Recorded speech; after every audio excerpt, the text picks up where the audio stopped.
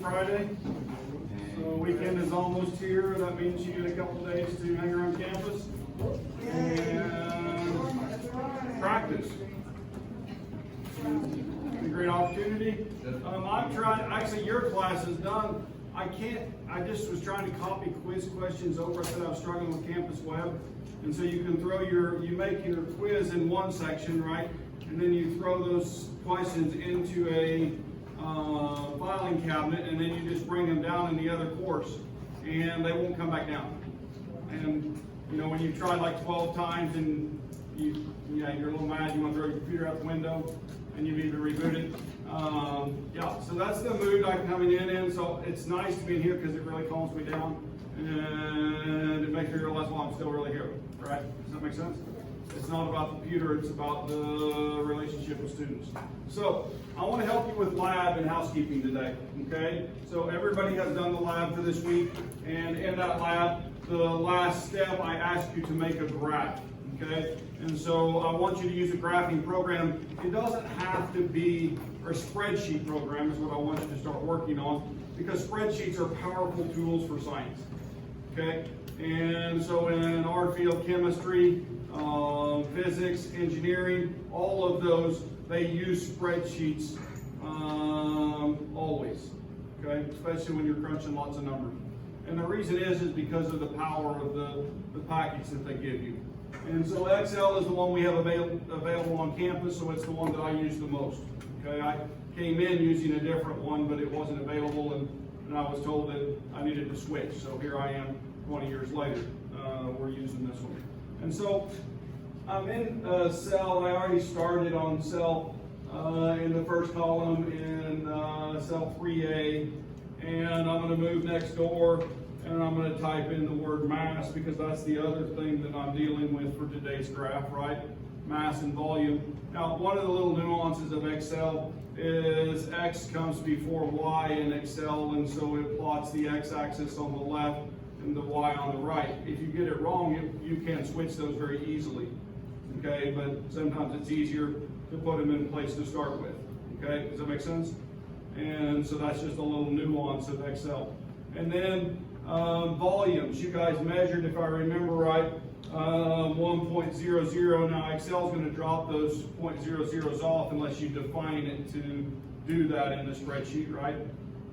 You can set the number of decimal places in a column. We'll learn how to do that at some point. And then you added 2 more, is that correct? And so that means you should have had about 3. Now, would your numbers actually be right on 3? Were you guys that good? Probably not, so let's go back. We're lying about numbers, I'm just making them up as I go. And so this would be 3.12. And then what's the next one? 6.01. And then the next volume is, we had 4, so 10.820, and then what's the last one? 15. So, all right, so I put in the volumes that I delivered. Okay, and then I have experimental data, which gave me grams. And so my guess is that you found that first weight to be about 0.08. Oops, not 0.8, excuse me. 80, right? That's what you found the first one to be. And then the next one would have been about 2.39. Okay, that's a guess. And then what's the next one? Can you guess from the data that's on the board? 4.7, 4.8. And what about the next one? 7.8. And then the last one? 11.6. 11.6. All right. So I've got my data entered. I have the units showing there. I'm just going to select those 8 boxes, and I'm I'm going to go up to insert, or actually 10 boxes, excuse me. Insert, and I'm going to go, I don't want to do a line graph. Okay, we're doing science right now, and almost always when I'm doing an XY plot in science, I do a scatter plot, which makes those data points XY coordinates. Okay, it's very important in this because we want to do some additional work with this graph and to put a trend line on it and those types of things, then you need it to be a scatter plot. You guys with me? So I'm going to go up to charts and see that first one, it says scatter right there. Yeah, that's the one I want. Okay, now you'll notice there is no line on my graph, there's data points. You guys see that? That's intentional, that's what I wanted. I plotted the first data point 1 and point 8, the second data point 3 and 2. You guys with me? And so each of those is an individual data point. And then I'm going to actually go ahead and do some math right now, and I'm going to add a trend line. I actually right-clicked. Okay, I did a right-click, and I'm going to go down Add Trend Line. Does anybody know which math I am doing right now? It's a modified linear, least squares linear regression line. Okay, so the calculation is modified a little bit from what you would do if you did that directly, but that's the basic mathematics that are done. Okay, what it does is it takes the data points and it minimizes the distance of the line from the data points. Okay, so it fits it. Now, if I'm looking at this line, then there's an important value that I'm going to get from that, and I'm going to get it from the equation. So if I go down to the bottom, it says display equation on the graph. And I like to include the R-squared data. The R-squared data is called the correlation coefficient. Okay, and it's sometimes confused with other R-squares. All an R-square is telling you how well your line fits the data. Now you also have to use your eyes, because I can make fake data that the line would fit perfectly, but the data points don't correlate in a straight line if they're equidistances apart in terms of the relationship of the points to each other. And so you have to still plot it and use your eyes and make sure it fits. Does that data look like the line and data fit together? Yeah, very good. And so a perfect fit is a 1. Perfect fit is a 1. And what's the value given for that? You guys read it? 0.9994. Is that close to 1? Yeah, that's a really good fit. Okay? That's what we want, is really good fits. Now there's places where maybe a 0.95 is acceptable, or even a 0.9, right? But we want it to be as high as possible, especially if we're using it for quantitation purposes. All right? And we're actually using it for a different reason today. Now, what else am I missing right now? I've got my trend line, I've got my data on the graph. I need labels. And so if you go to the green cross on the right-hand side of the picture and you click on that, then it will have some boxes there that you can add. We've got axis titles, right? So we want to put those in. And we're showing our trend line. Anything else we want to get? We need a chart title. Oh, it's up there. And, do we need error bars? Because you'd have to know what the error was and calculate it. We don't have that, do we?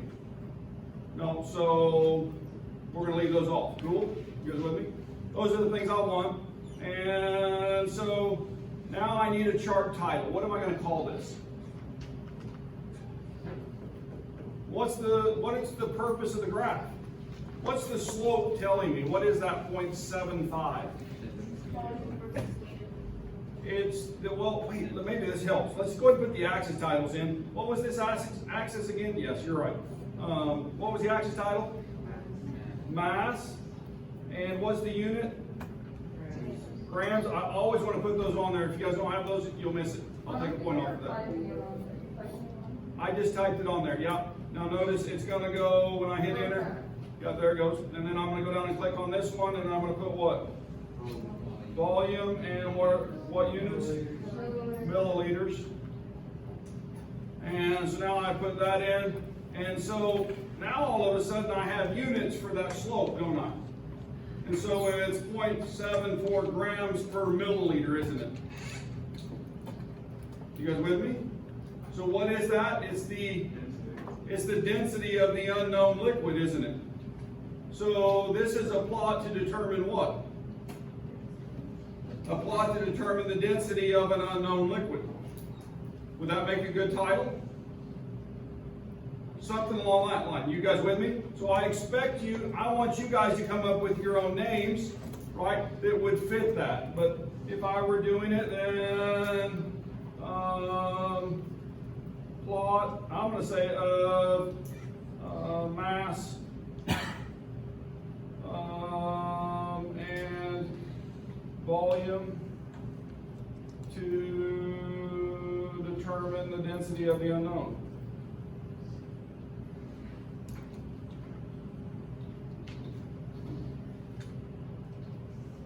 Should I capitalize those words? Probably should have. So you guys can make yours better than mine.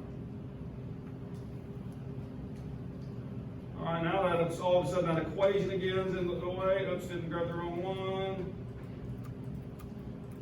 Oh, now I can't get to it. Things like this ever happen to you guys when you're trying to demonstrate things? So I'm going to move it around, put that back up. And so now I've made a graph like I want you guys to make. Is that tough? No, fairly straightforward. A couple times through this, you guys will have this down pat. If you are struggling with this, okay, my student assistants upstairs in the lounge, they'll sit down with you and you're going to nod your head, you must have got some help. Yeah. And were they helpful? They were amazing. Okay, so just selling right there makes it easy when you've got a witness. And yeah, they're helpful. All right, so now, when you want to print this, to turn it in with your lab, now I want you, each one of you, not you and your lab partner, to do it together. Right? I want you to make your own graph.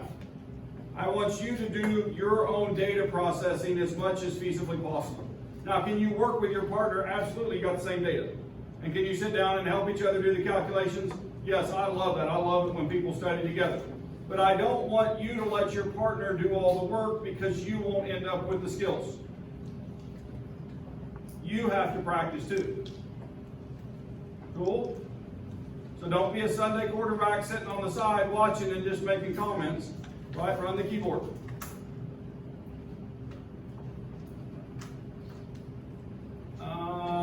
Printing it. Select the chart when you print. Okay? And so when you select the chart and print, then it just prints the chart on one page. Cool? Now, if you want to do a second sheet and give me data, or I ask for the data and those types of things, then you can print the picture with the data tables on there. Okay?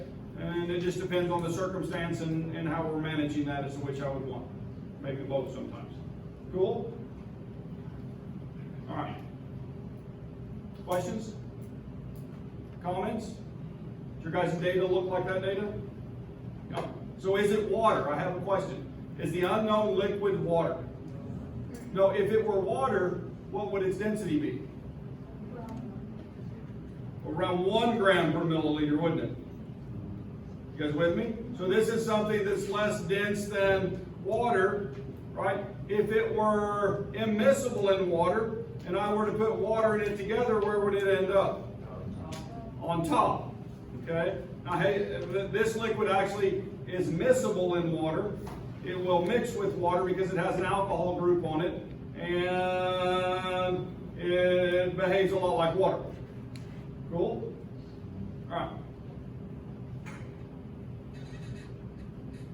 Next. Need this. Need this. One of our alum sent me this day before yesterday, and so I thought I would show you an opportunity in chemistry. Right? Now, actually, they would take other applicants as long as you have some strengths in chemistry.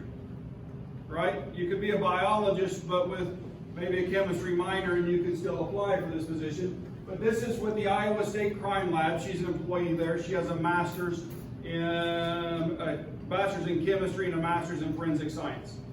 Okay? She's actually come and talked here in our department in past years to students and about her career and what she does. And she may come back, or we may have somebody else. But she sent this to me because we have students who need careers. And so this is open. You guys won't be done with your degree in time to fill this one. But in the future, there may be one that comes up that you would want to fill, right? And so it closes 9/29/2020. So we've got about a month. I'll send this to some of our recent graduates, and actually one alum who graduated quite a while back, right? Who I think is looking for a career right now. But the potential salary is $60,000 to $92,000. It's a state job, so probably 3 weeks paid vacation and about 3 weeks of sick leave. That's give or take a week depending on the state, but Iowa's probably just about like Missouri. And then you would get state holidays and federal holidays. So wouldn't be a bad career, would it? Is that a good salary? Oh, definitely, wouldn't it be? Yeah. And so the requirements for this, they prefer a chemistry degree. It's right down here, a bachelor's degree from an accredited college or university with a major in chemistry or closely related physical science, including the following college coursework: general chemistry and lab, 2 semesters of organic chemistry, quantitative analysis, instrumental analysis. And so that's a minor, basically here. You guys with me? So it's just something to think about. I have a biology major who actually did his research in chemistry a few years back, and he got a job like this one for the state of Arkansas. He's moved on to another position elsewhere, but literally because of his chemistry experience and doing analysis in the chemistry lab, he also worked in our department for a year. He was able to land a job just like this one in the state of Arkansas. Cool? You guys with me? And so he said the best choice he ever made was his junior year when he decided he could finish a chemistry minor and get experience with instruments so he could do something other than biology. Does that make sense? Yeah, laboratory work. So I'm encouraging that. Is this sales? Am I selling you on chemistry? I'm trying to throw it out there as an option. You guys may be undecided in where you're going. Okay? And I know that this is one of the more difficult degrees on campus. The coursework is very rigorous. But if you like this kind of thing, then it can lead to very rewarding careers. We also have a person who sent a couple jobs in the last few years at the Missouri State Highway Patrol Crime Lab. And she works in Springfield, but they actually have 3 locations. And so the jobs when they open up in any of them, she sends them to me. And so we don't have any currently that I know of, but yeah. Cool? All right. Real world stuff. Last time we were talking about precision and accuracy, right? And so accuracy is what? Closeness to the truth, right? And precision is what? Is it reproducible or not, right? And so for a job as a criminalist, you would be concerned with these things. It takes analytical chemistry to do that job. And so just throwing that out there, that this would be an important concept. And when you go to court, you would have to testify to these things with the method that you're using to show guilt or innocence of a person, innocence of a person. All right. So to do all of that, we need to measure. There's a whole bunch of prefixes up here. Okay? I'm going to say that you should know all of them. Okay? But I'm not asking you to memorize all of them. For chemistry, you're really going to use kilo. Right? And what is kilo? 10 to the 3rd power, right? That's why I look at it. And then deci, we use that some. What's deci? 10 to the negative 1. Do we use centimeters, for example? Yeah, we use those. So we need that one. That's 10 to the minus 2. Do we use milli a lot? A lot. We're going to use millimolar concentrations for so many different reactions. And that's 10 to the minus 3. The next one we use is micro. Okay? So, and micro is what? 10 to the minus 6. Micromolar concentrations are, when I was doing my postdoctoral fellowship, couldn't get it out, at University of Kansas, I actually worked with nanomolar concentrations of dopamine in the brain. And whether you know it or not, the striatum of a rat brain, the normal concentrations of dopamine in that region of the brain are about 5 nanomolar. Okay? So we literally were putting brain probes, dialysis membranes into rat heads. Okay? Living rats, yes. And we would put it into the striatum, which is the dopaminic center of the brain, or one of them. And then we would give them anti-cancer drugs, and we would monitor the change in dopamine and some other neurotransmitters. Okay? Dopamine being the key one because it's the one that causes nausea. What happens when you get a lot of the anti-cancer drugs? Nausea. Okay?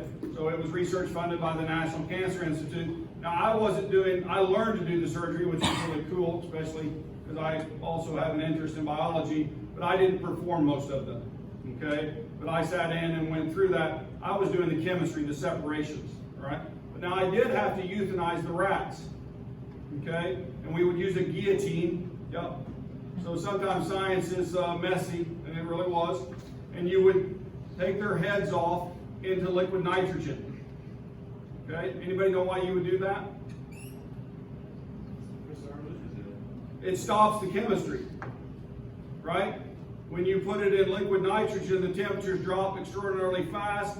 Because of the cold temperatures, it freezes the chemistry. And then you would go in and dissect out the striatum and confirm what you were getting from the living organism as it was functioning, and see if your data correlated with what was actually in the brain. Yeah, I have to say it was really interesting chemistry, guys. It was a crossover between biology and chemistry, right? And if someone who is out there is interested in being a vet, and maybe decide they're not going to go to veterinary medicine school, the animal techs at all the major colleges take care of those animals and make sure they stay healthy, make sure that they're properly taken care of, and then protocols like the one I was using were properly followed through training. Okay, so you get to work with the animals. And the one at University of Kansas worked with dogs, monkeys, cats, guinea pigs, rats, that's what we were using, mice, and there's probably a couple others I don't know of. Right? You guys with me? No. So she loved what she did. And she adopted some of the dogs that would have been euthanized and would adopt them out to other people. And so she actually worked as her own rescue mission too. Cool? All right, so just throwing it out there. Have we talked about nano, pico, and femto already? Now, where did we use those? If I were talking about femtometers, what part of the atom would I be talking about? Nucleus, right? That's what you guys are, that's what I'm hearing up there. And if I were talking about nano and pico, what would I be talking about? Atoms, right? So the atoms themselves, right? What was the old term that we would use? Angstrom, right? So, and where would it fit in here? Where would it fit? You guys remember? 10 to the minus 10, so between nano and pico. Cool? All right. Oh, I should have said on this previous page, why do we need to know this? Well, because sometimes we move between the units, right? And so we need conversion factors. Okay? And so up here is kind of a train of thought. I'm going to say this out loud, guys. Dimensional analysis, dimensional analysis, dimensional analysis, dimensional analysis. What am I trying to get across to you right now? Dimensional analysis. What does that mean? So when I take a number and I use the conversion factor, that number and that conversion factor have units. And so I look at my starting unit and I look at my conversion factor to remove the starting unit and then end up with the unit that I need on the other side. Now, is it always one step? No, it can be multiple steps. We're going to do some of those. This first one is a one-step determination, right? And so it says convert 3.3 inches to centimeters, right? Can you set that up? Can you set that up? You need something? Oops, there's a calculation. I didn't mean to put that up there. I thought it was just the,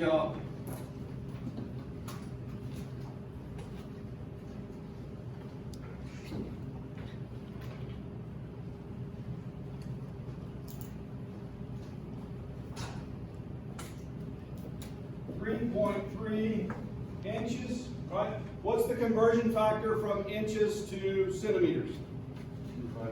2.54 centimeters per inch, correct? That's important to know that, right? And so that conversion, I'm going to put it over here for a second, 2.54 centimeters per inch, right? Now, remember that what does this equal? It equals 1, doesn't it? And so I can multiply anything by the identity number 1. And so I can take that and I can plug that in right here. Or if I rearrange this, right, it would be, and I multiplied both sides by inch, then I would cancel the inches on the bottom, so 2.54 centimeters equal 1 inch, right? And so then if I divide back, then what I find is that, well, that's equal to 1. That's how conversion factors work. All right, so, but anyway, 2.54 centimeters and divided by inches, and this equals what? 8.38 centimeters. 8.38 centimeters. Is that hard? To me, the only thing that makes conversions hard is when you have multiple steps to go through. Okay? And you get lost in the steps. They're just this, just in combination. All right. So there it is, 8.382.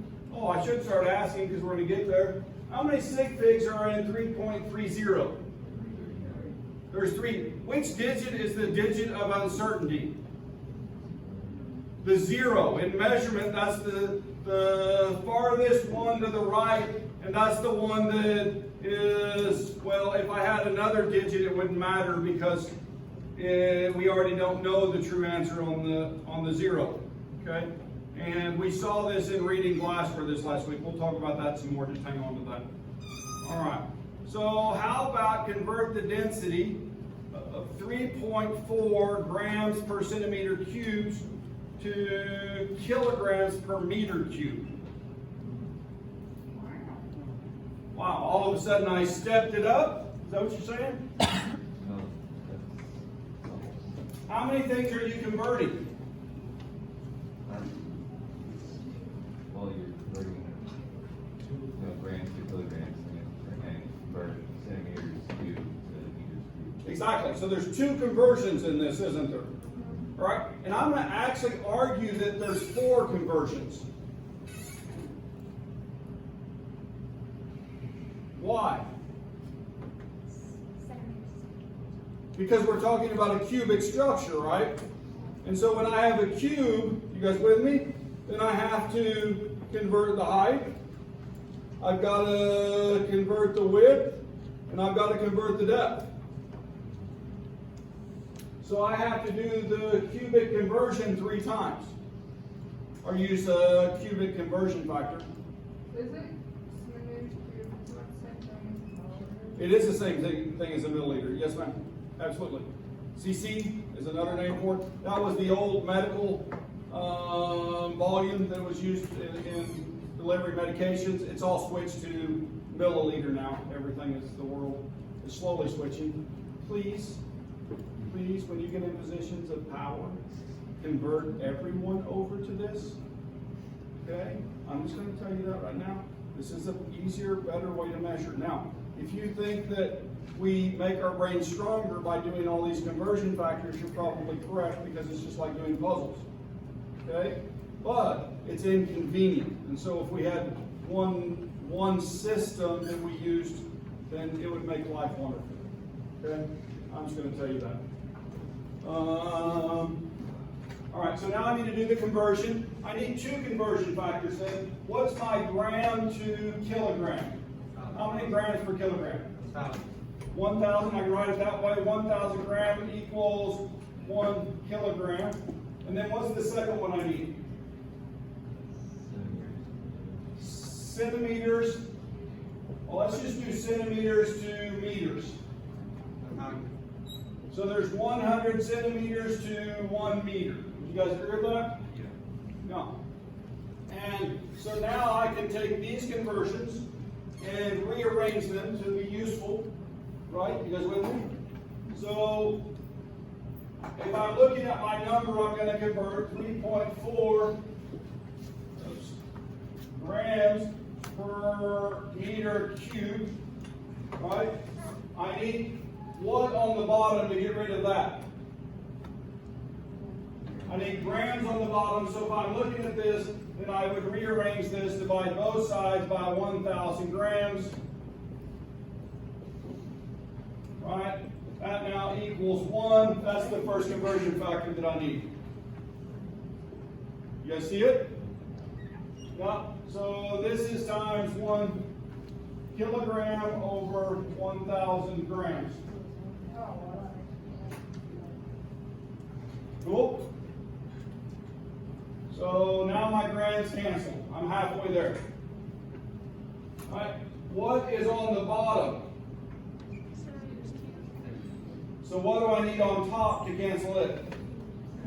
I need meters on top. And so if I divide both sides by 100 centimeters, then those cancel. This is now equal to 1. Okay? And so then I would put this in 1 meter over 100 centimeters times 1 meter over 100 centimeters times 1 meter over 100 centimeters.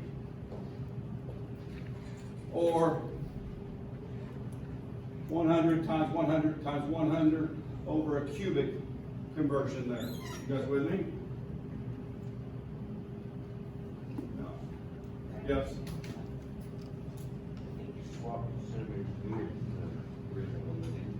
Did I? Oh. Yeah. Oh my gosh. Wow. So I get bonus points for that? Does that ever happen? Yeah, I do that sometimes, okay? I'm not perfect on the board, I admit to it. And it's not what right? I don't mean to be confusing. That's not it at all. Right? I always miss something on a test because of a dumb mistake. You know? So let's fix it. Help me fix it. What did I do wrong? Meters. It should be meters on the bottom. So I need to flip that over and use the conversion factor the other way. Would we have caught that? Where would we catch this at? Well, right now, You would have ended up with 1 meter. it should be 3.4 grams over centimeters. What did I do? The original board, it should be centimeters cubed. No, I did. This is cubic right here.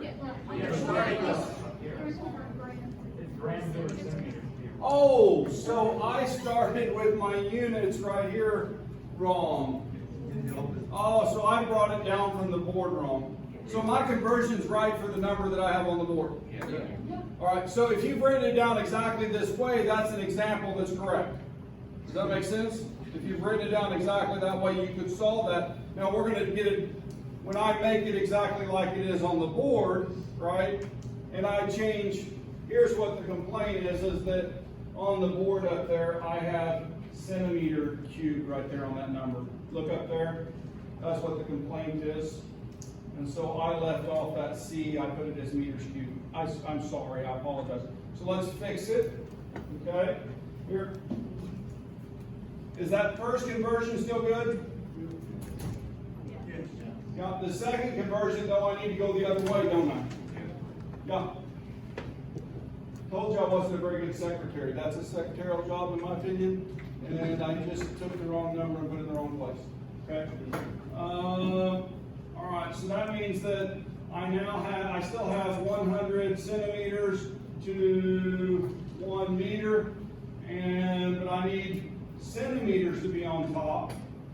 So I'm going to divide both sides by 1 meter, and that's going to cancel, and I'm going to come over here and redo this, and 100 centimeters over 1 meter times 100 centimeters over 1 meter times 100 centimeters over 1 meter. Now, I show it this way instead of using the cubic conversion because I want you to realize that it's 3 calculations for that one conversion. That's intentional because a lot of times it's easier if I'm using a calculator to do 100 times 100 times 100 and without having to find that cubic conversion. Does that make sense? Top one, it says over 1 gram over 1,000. 1 kilogram, sorry, I bumped that with my hand when I was writing. So, I apologize for using the wrong term on the bottom, that was unintentional. Now, this is showing that same calculation, and so it's showing with a cubic conversion, so you have examples of doing it both ways. Either way is functional. Okay? Either way is functional.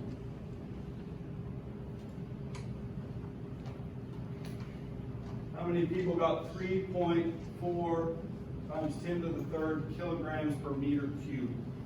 Now, I want to say this right now. If you didn't get your calculator out and actually do this calculation on your own, you missed a practice opportunity. Okay? Usually when I'm doing these, I'll have you guys start and I'll walk around in the rows of the classroom and see how you're setting up and those types of things to let you guys have the opportunity, because I can do these conversions already. I'm not the one that needs to practice them as much as you guys are. Okay? So I really encourage you bringing a calculator. I really encourage you and am encouraging you to get out your pencil and your notes and to do these as we do them. Okay? Stay ahead of me. I'm going to ask you for the answers. I don't bring a calculator to class anymore because you guys should be calculating them for me. Okay? I have the answers, so or most of the time. How about this? Here we got another calculation. This is the way chemistry really works. Yep, go ahead. How often, and will you specify when you want stuff in significant versus? Yeah, I will define most of the time. I'm going to have you do what's reasonable, right? And if you miss on significant figures, most of the time by 1 decimal place, I'm not a real stickler there, unless I have specifically asked you. The first test, I will specifically ask you about significant figures and keeping those appropriately and where to round to and those types of things, okay? But rounding, I'm pretty lenient there too, because there's uncertainty in every last digit of every measurement. And if you round it up by 1 or down by 1, then you would still be within the tolerance of the measurement. And then also, are you going to specify that you want it in signs? Yes, I will usually do that too.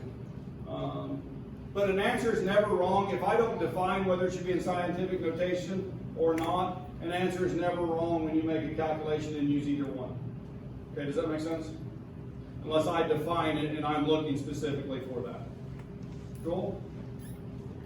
All right. Sometimes I think we do too much, we forget the big picture because we're focusing so much on nuances. And I'm more of a, you'll have other faculty who will be very specific about how they want things, and then you'll get generalists like me who, I want you to understand the concept, the big picture, and how to do things, and then you can work towards the details. Does that make sense?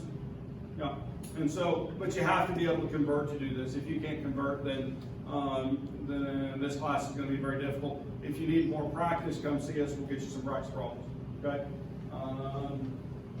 Let's think about this though. I started talking about this problem. This is a chemistry-like problem. What do we notice? It's what? What do we call this type of problem? It's a word problem. Almost every chemistry problem seems to be a word problem. Okay? And so we're going to improve your word problem test-taking ability in this class. Okay? We will, I promise you. And there's some standardized tests out there that do a lot of these. okay, that make you take the question and break it down. Now, there's some detractor numbers in here, and there used to be, did I take that one out? I may have, yeah, there's a detractor number in it. Anybody identify the detracting number in this? Read the question.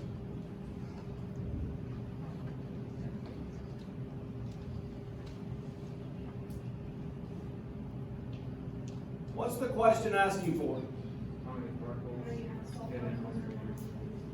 How many particles are in 100 meters? And 100 meter distance. How many asphalt particles?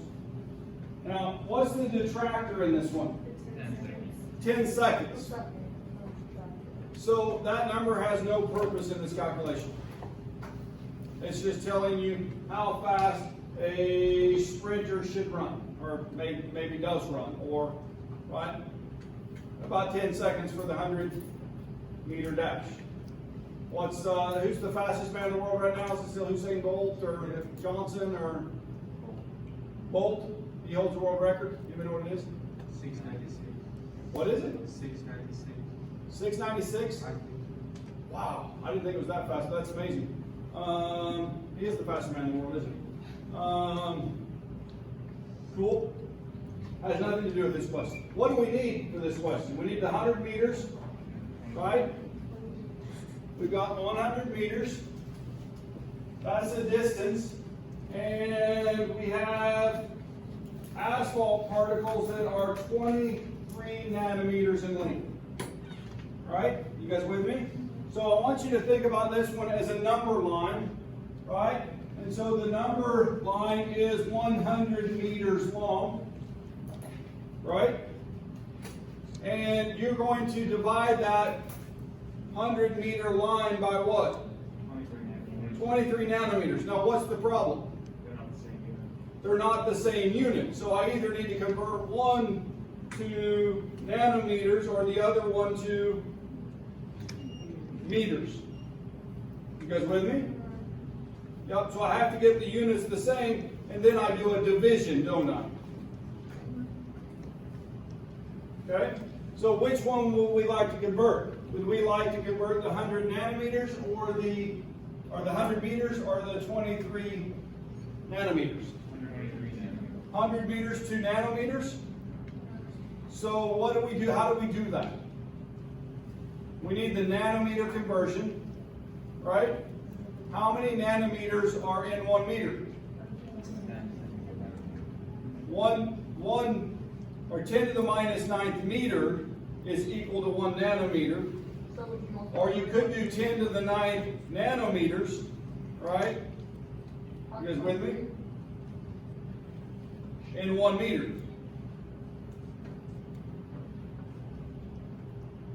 Yeah. So if we're going to convert this, then 23 nanometers times what?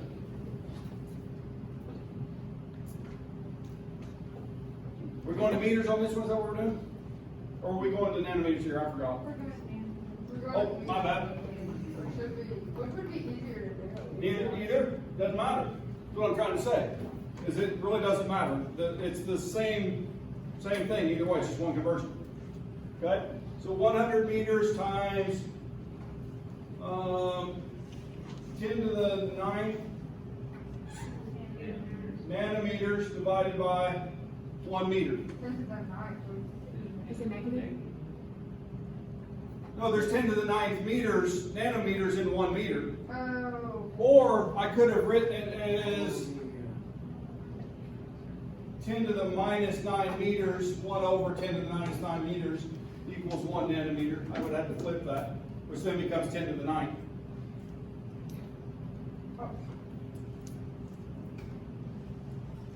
So, I think that works. And so anyway, so this is what?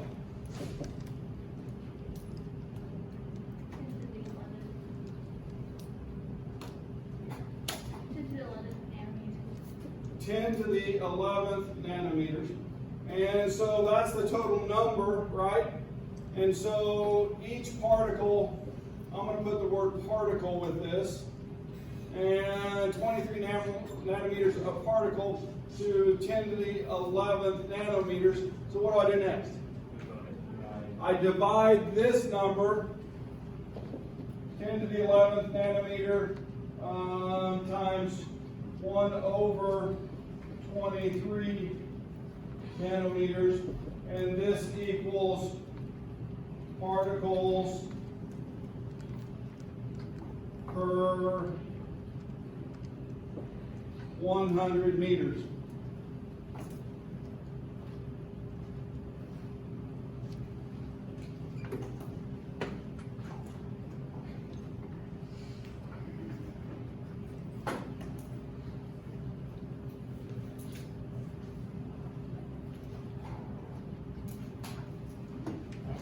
Why is it 10 to the 9 nanometers rather than 1 times 10 to the 9 nanometers? It is, but I left that off for convenience. If I'm doing the math on my paper, when I have 1 times something, it's the identity number.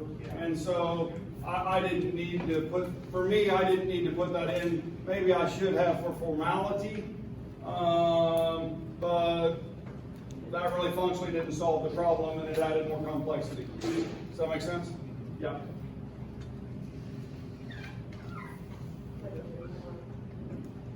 Your calculator won't go that big?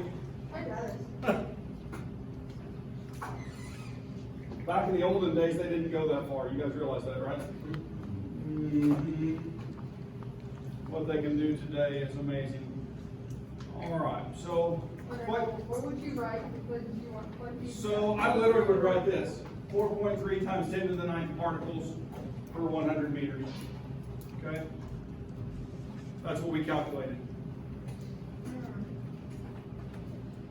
But if we were like on a quiz, if you had a question, and you were down like the actual number in it, Yeah. that would take. Which number they gave you? What do you mean? Like, if our calculator was that large. Oh, if you wrote the fraction, No. for example. Like instead of writing the 4.3 times 10 to the 9, could we write the actual like number we got? Oh. I think she wants to add more statistics. Oh, yeah, you could add, but technically the question didn't have more sig figs, did it? No, they're not like. There. Almost did a trillion. Yeah, that's what that would be. 6 would be a million, 9 would be a trillion, or billion, it should be billion. 100 billion, is that right? Yep. Sorry. Yeah, or 1 billion.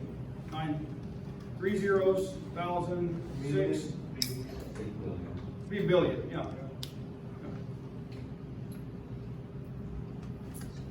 Cool? All right, so you'll have practice problems on sapling to do conversions, okay? So those will open up. I need to check to see if that's open, but I'll try to do that this afternoon before I leave today. Uncertainty, okay? So when I'm measuring, every measurement has some uncertainty in it, and